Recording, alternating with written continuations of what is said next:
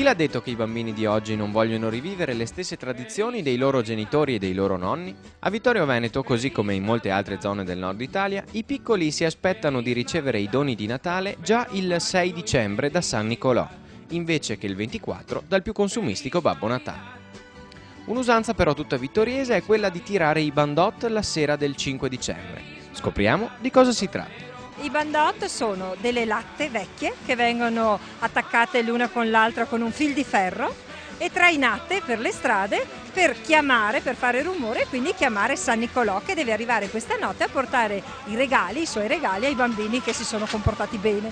Ecco che quindi oltre 600 persone, tra bambini e adulti, hanno percorso le vie del quartiere di Ceneda intorno alle 18 del 5 dicembre, accompagnati dal frastuono dei bandò.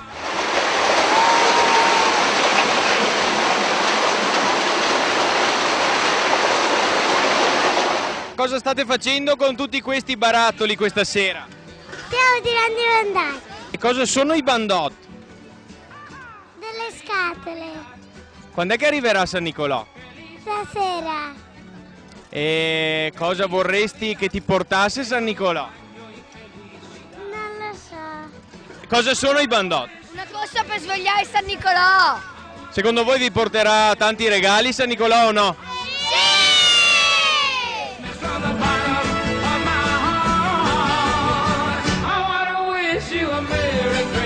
L'entusiasmo che anima i bambini nell'attesa di San Nicolò è immutato nel corso degli anni, tanto che molti genitori ricordano con gioia e nostalgia la stessa esperienza. È una cosa nostalgica, bella, assolutamente bella. Chi deve arrivare questa sera? San Nicolò. Ti aspetti tanti regali da San Nicolò? Sì. Ma come arriva secondo te San Nicolò questa sera?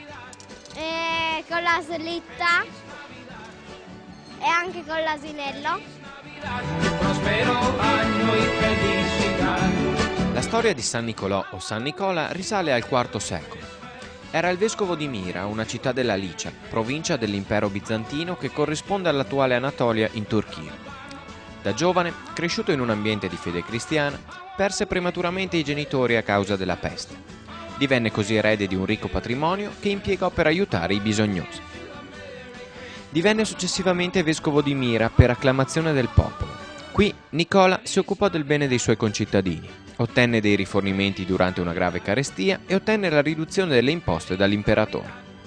Diversi i miracoli che ha compiuto in vita e in morte, tra cui si narra aver placato una furiosa tempesta. Le spoglie del santo rimasero a Mira fino al 1087, per poi essere trasferite a Bari. Successivamente, durante la prima crociata, anche i veneziani traslarono alcuni frammenti del santo nell'abbazia di San Nicolò del Lido. San Nicolò venne quindi proclamato protettore della flotta della Serenissima e la chiesa divenne un importante luogo di culto. San Nicolò viene festeggiato non solo nel nord Italia, ma anche in molti paesi del nord Europa, come Belgio, Austria, Svizzera e Germania. Diverse tradizioni si fondono insieme e la storia racconta che anche il moderno Babbo Natale derivi dallo stesso personaggio storico, San Nicolò, vescovo di Mira.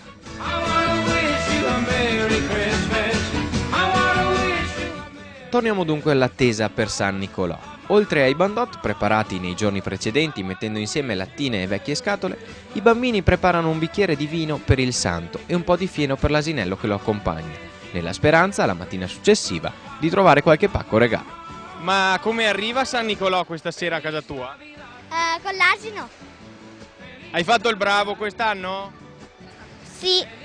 Questa tradizione è stata recuperata una ventina d'anni fa, quando facendo animazione in parrocchia ci siamo accorti che i bambini non andavano più in giro con i bandot, vuoi per l'aumentare del traffico, vuoi perché i genitori non li lasciavano uscire da soli. Come animatori ci siamo proposti di fare il primo gruppetto con 15 bambini. In 20 anni siamo arrivati a questa sera con più di 500 persone stimate e con molta semplicità. Non si fa altro che arrivare in piazza della cattedrale di Vittorio Veneto con il proprio bandot e fare il giro della città, del nostro quartiere in realtà, per chiamare San Nicolò. Negli anni abbiamo avuto la collaborazione dell'Insieme per Ceneda, l'associazione che opera qua nella zona di Ceneda appunto, e della Polizia Municipale, perché crescendo i numeri non eravamo più in grado di gestire un traffico del genere, cioè il nostro serpentone blocca letteralmente il traffico.